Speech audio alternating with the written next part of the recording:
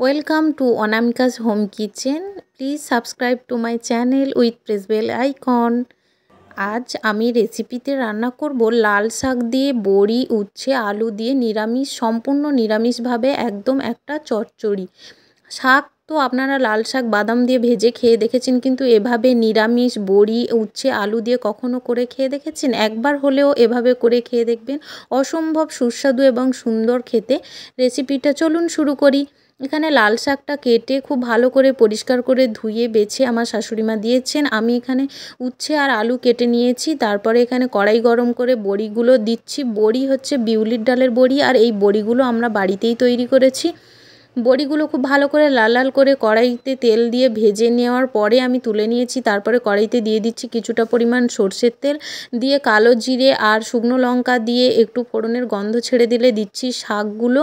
কেটে রাখা শাক আলু উচ্ছে সব একসঙ্গে দিয়ে লবণ দিয়ে, অবশ্যই শাকে পরিমাণ মতো লবণ দেবেন, কারণ শাক কমে যাওয়ার পরে অনেকটাই কমে যায়, সেজন্য শাকে একটু লবণ কম রেখেই দিতে হয়। দেওয়ার পরে আমি এখানে চাপা দিয়ে বেশ কিছুক্ষণ শাকটাকে সেদ্ধ হতে দিয়েছি।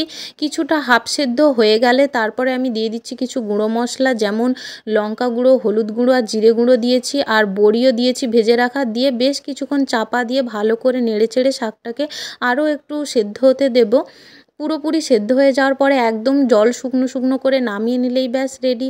কেমন হয়েছে এই রেসিপিটা অবশ্যই জানাবেন। ভালো লাগলে লাইক কমেন্ট করবেন। Thank you.